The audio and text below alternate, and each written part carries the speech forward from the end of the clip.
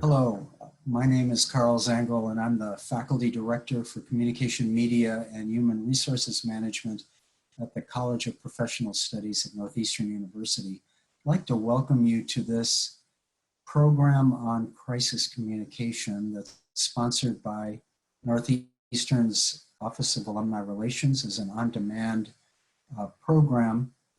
And the reason we're all thinking about crisis communication right now is pretty self-evident, because we're all facing what's really a global crisis.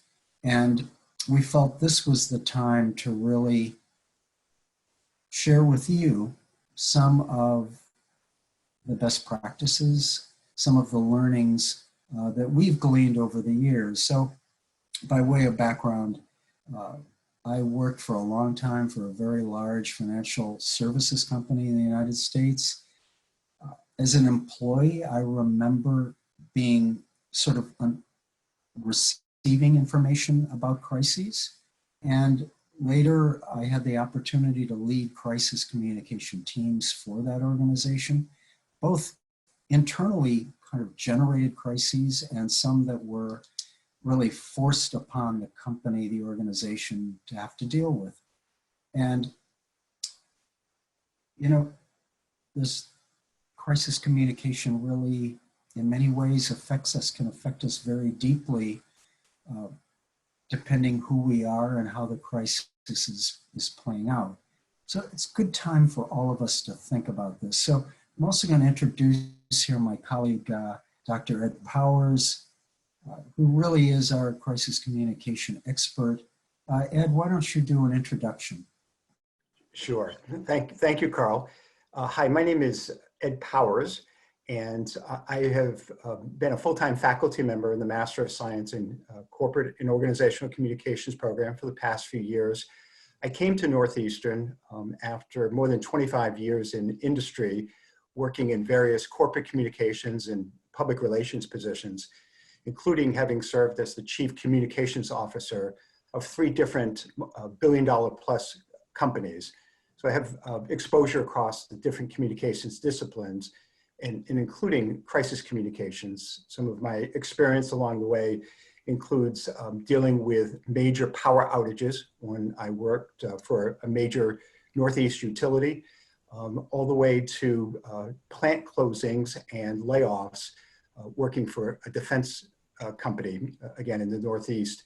So as Dr. Zangel mentioned, we've put together, both in our classes as well as for this mini course, some of our learnings, both from research as well that we've drawn from the research in the field, as well as some of our own direct experiences.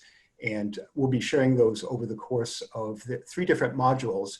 We're going to be looking first, provide an overview or introduction to the topic of crisis communication. And then from there, we're going to delve into stakeholders and the importance of managing and working with stakeholders to navigate a crisis. And then finally, in the 3rd module, looking at the importance of creating the right messages and ensuring that your channels to reach them are working effectively, so that stakeholders, messages, channels all pull together and help you get successfully through the crisis using good communications practices. So we're pleased to share this with you. This is essentially sort of a mini version of what our graduate students go through with us, and we're glad to have you along with us for the journey. Thanks, Ed.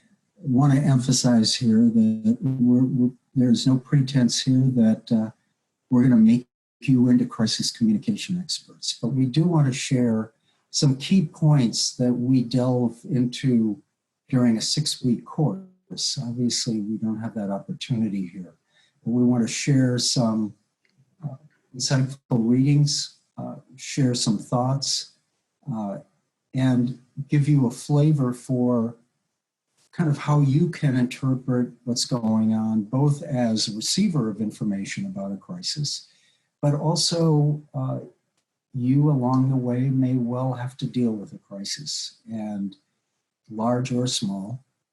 And it's better to be prepared to think about it deeply. So welcome you to this series of modules. and hope they're of some value to you. Thank you.